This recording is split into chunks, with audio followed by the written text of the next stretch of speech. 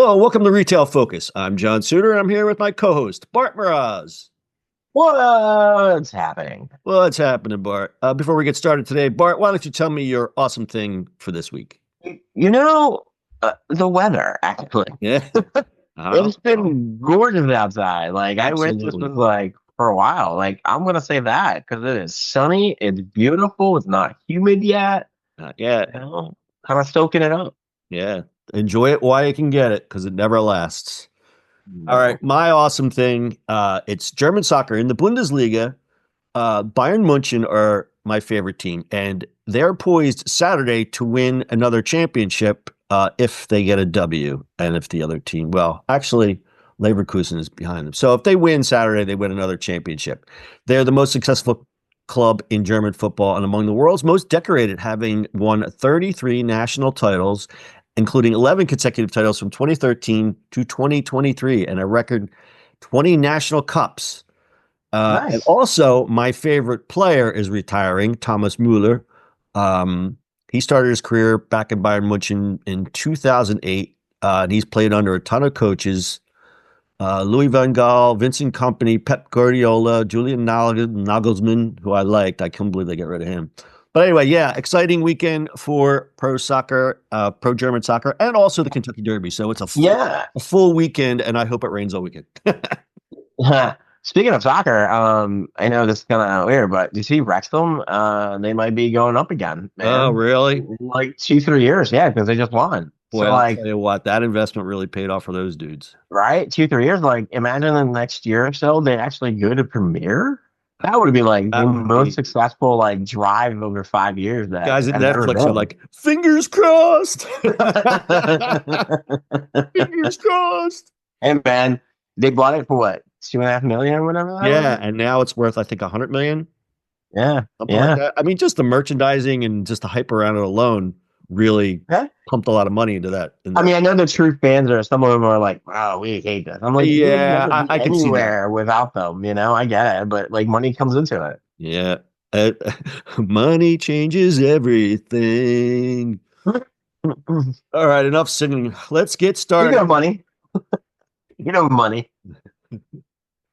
All right, let's get started. UPS layoffs. UPS just decided to send 20,000 employees packing because apparently delivering packages isn't as profitable when your biggest customer is Amazon, who's now cutting their deliveries in half, as we reported earlier. Yeah, Amazon's basically ghosting UPS like a bad Tinder date. And if you throw in some spicy new tariffs from the administration that made shipping from China about as fun as a root canal, and suddenly UPS is slashing jobs and shutting down 73 facilities like it's Black Friday for layoffs. And automation is swooping in to steal even more jobs. Robots don't need coffee breaks or union contracts, after all. The Teamsters Union is already throwing a fit, warning UPS to behave or face a labor showdown. Meanwhile, local towns that relied on UPS for jobs are bracing for some serious economic whiplash. Bottom line, UPS is trimming the fat, but the real winner here is your robot overlords. Meanwhile, your packages might take a little longer or cost a little more to arrive. So next time your order is late, just remember it's not lost. It's part of the great UPS job purge and tariff-induced chaos. Welcome to the future of delivery, folks. So as I said, the causation of this Amazon pullback, they slashed package volume for Amazon. Trade war and tariffs, we don't need to address that because we already know what that is. Automation and technology, macroeconomic uncertainty, ongoing global economic instability, and a decline in U.S. package volume, down 9% in the core business, have put further pressure on UPS's margins and forced the company to act. So the ripple effect is on the economy. 20,000 job losses is no small potatoes. As I mentioned, union tensions, because nearly 75% of UPS's workforce is unionized. Mhm. Facility closures, anybody that's got a UPS branch in their small town, they're really going to feel that. And industry impact, UPS cuts signal broader challenges in the logistics sector, with rivals like FedEx also seeing stock drops and bracing for similar pressures. Consumer business shipping, reduced capacity and higher costs could ripple out to consumers and small businesses, of course, because we always pay the price, and broader Yeah. economic signals. So here is a frightening quote from UPS CEO Carol Tomé. Quote, The world hasn't been faced with such enormous potential impacts to trade in more than 100 years. Have a great weekend, everyone. Yeah.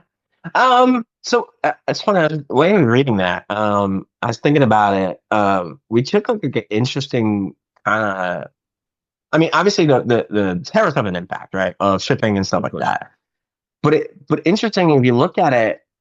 I think people also got tired of grabbing stuff. Like, yeah, the upward trend was going because through 2020, right? Like that was the whole delivery thing Uh, through pandemic and all that stuff.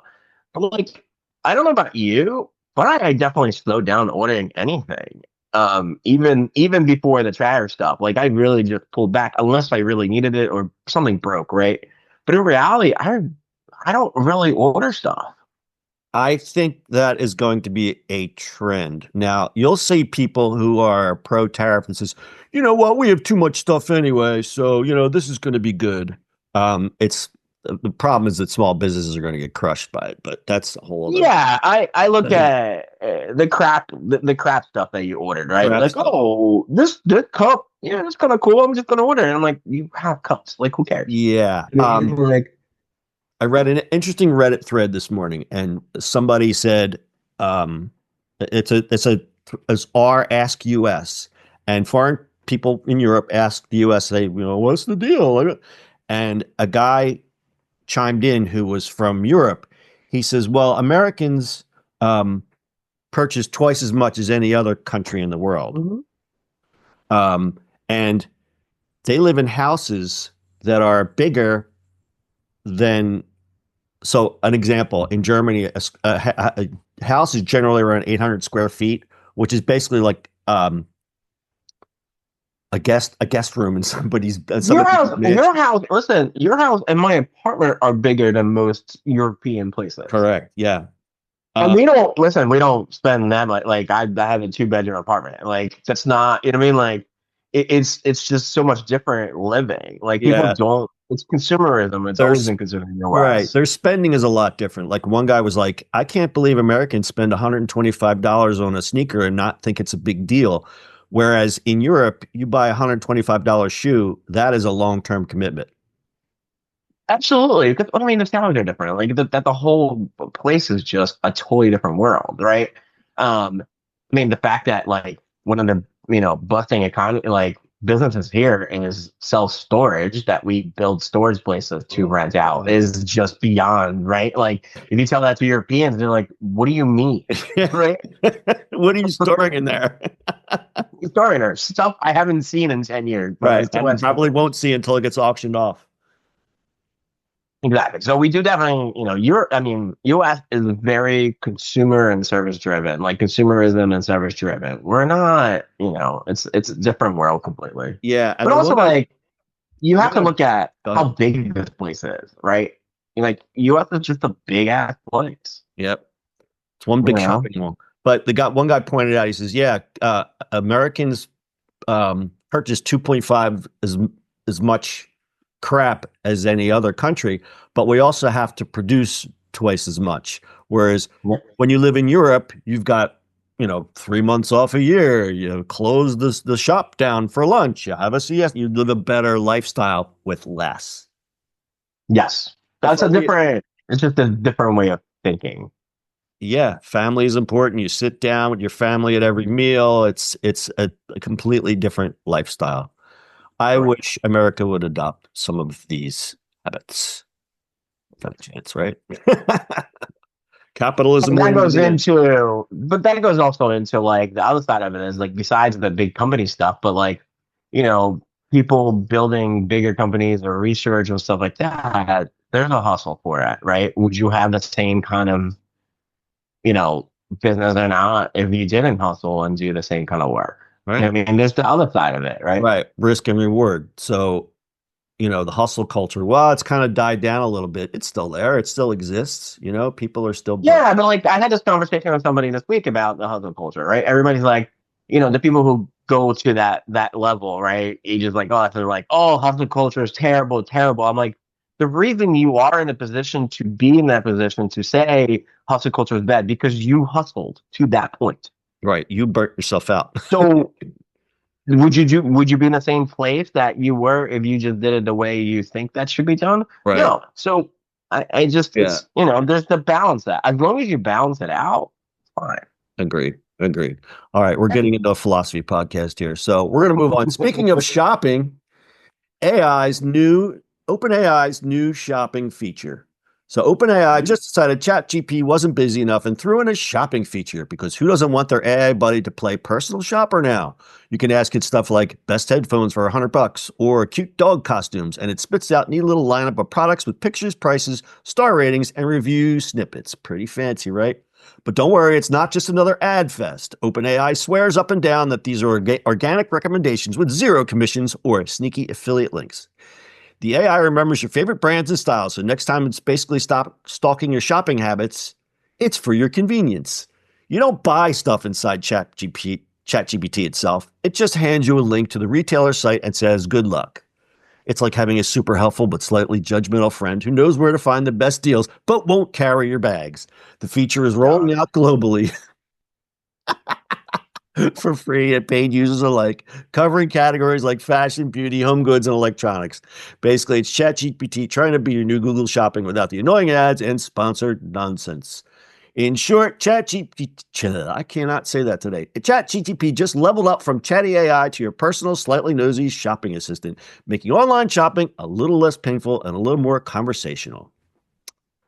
I like it. Like I said, Perplexity Hey, has pop up. I already. had it pop up. Yeah, I had it pop up this morning. I was looking something up and it popped up. It was interesting. Um, what was I looking for? I was looking for something and it like popped up on the side. I was like, ooh, this is interesting. Not I sure if I haven't tried really it yet. want that I in haven't there. tried it yet, though. I sent you some good prompts. I sent you that prompt this morning. Did you try that Yeah. prompt? No, not yet. I was in It's that a part. psychology prompt. Oh boy. Oh boy. If you talk to ChatGPT enough, it really gets to know you and it really spits all your problems back in your face. No thanks. No, thank you. I know my problems and no thanks. You I know what have it said to many. me? It says, you really like to plan stuff, but you always want to go it alone and you're torn between two places here. You want to get organized, but then you're afraid and you want to. I'm like, oh, all right, I'm breaking up. You know me too well. I Yeah, mean, speaking of that, it's kind of interesting, right? What is it? It's going to be shopping. It's going to be, your coach. You're for everything, right? Like it'd be my friend my forever. friends. Yeah, the shopping thing is interesting. I mean, that's coming. I think Shopify is having a deal with ChatGPT, and they're kind of integrating both. That's an interesting way. I think with the Shopify stuff, I think there's a lot of description stuff that gets written by AI now. You Yeah, can actually use that. Um, you know, it's just AI is just in everyday life now. Um, so it's yeah. I gonna take mean, over. there's some competing shopping assistants already. Rufus, which we talked about. That actually kind of gets in the way when you're trying to find stuff because it's like, oh, ask me anything. I'm like, no, I just want to look it up, you know? Yeah, I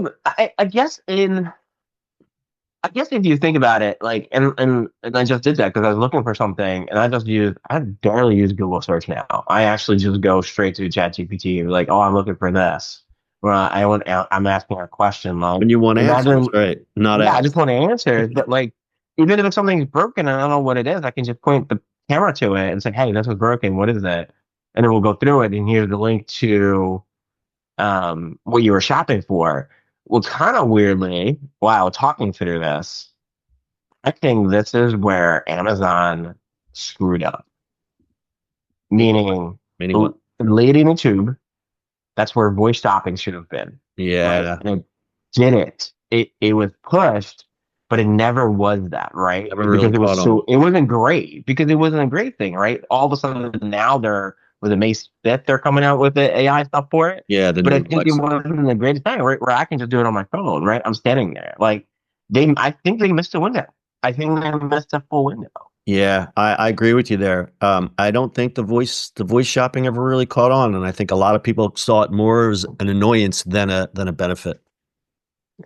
Right, because like I'm looking for whatever, and maybe I've done it twice in how many years they've tried to have them, and we have them over our house, but I don't think they got there. I think they missed the window on this Yep, thing.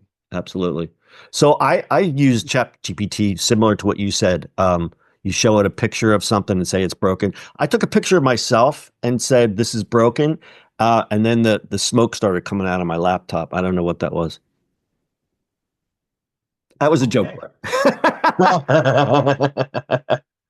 I'm basically saying I'm a broken human being. Oh no. All right, let's move on to our final story. This one is very exciting in my opinion. Slate, the $20,000 EV pickup. Meet Slate, the $20,000 electric pickup that's basically the anti-Cybertruck. Take your grandpa's trusty old pickup with an electric heart and zero frills.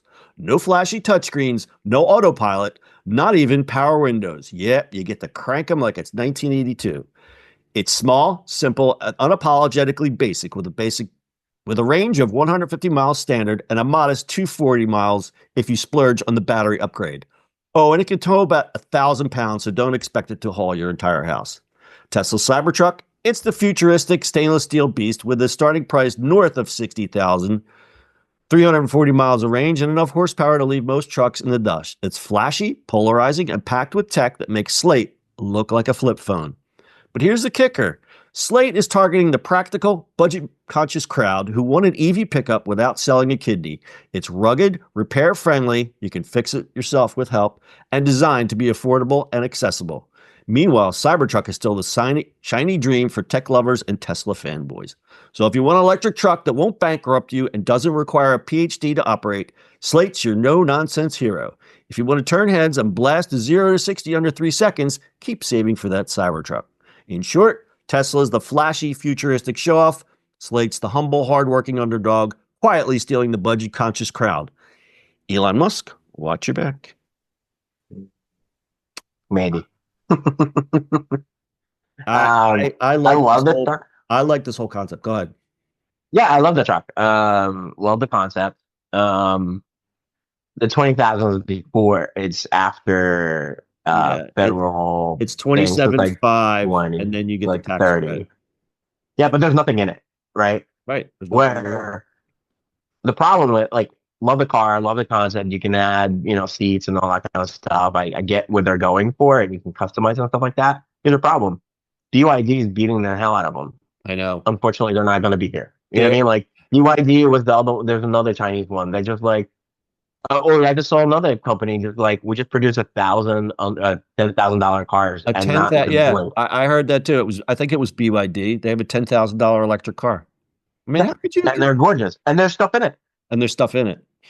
Right. So the competition out there. As soon as that actually happens, the tariffs are stopping that, but BYD is just beating everybody up right now because they can produce it. That's because China has full integration capabilities. Right. They have all the battery components. They have all the raw materials. And if you don't have something, they can produce it down the street. Right. Exactly.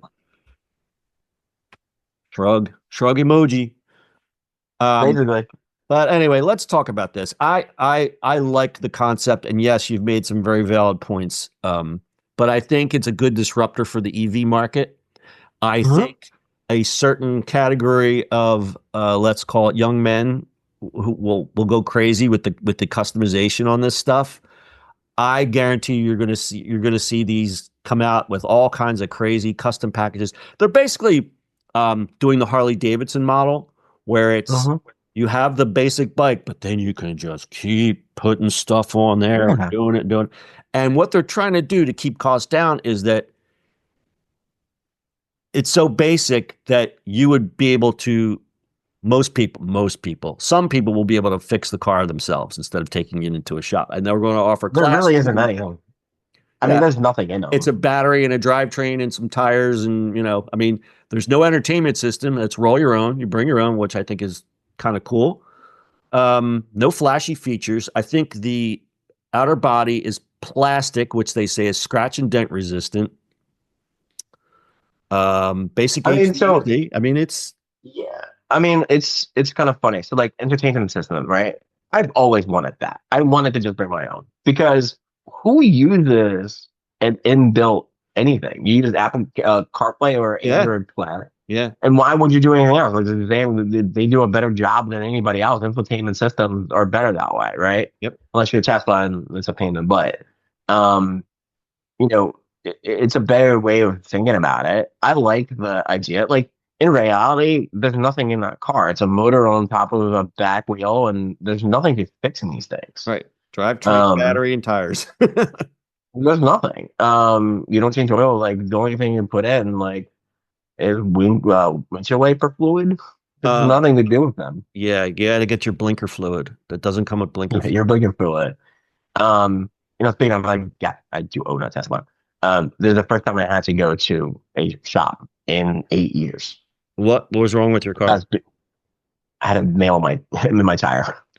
I had to screw in my tire. Oh crap! But that's about it. And I had to get my tires rotated. It's fine. Like it, but the experience of their shops is amazing. Like they just do a better job overall with everything. But there's nothing in these cars to do that. Even brakes, because they use regenerative braking, you don't lose your brakes a lot. The Right. only thing in these cars, well, that was gonna be later, but only thing in Teslas or any battery operated cars is they're heavy, right? So your tires You go, but they revving up the don't go tires a good. lot faster. Your tire go a lot faster, right? But if you don't, because it's all torque, so they're heavy, but it's all torque. So it's like you definitely wear your tires. But other than that, there's nothing in them. So the left button, the left everything. So you're not gonna make anything. So the Slate car is great. I love that thing. Yeah. What did I call your Tesla? It's an iPad with four wheels. Pretty much. A big battery and an iPad and just four wheels. Yes, I do drive one. I like it. Been driving it forever. So but yeah, I mean I think it's coming that way. Like the less buttons, like I think people are, and we've talked about this before, right? People are like, we want buttons. And I'm like, I don't want a button.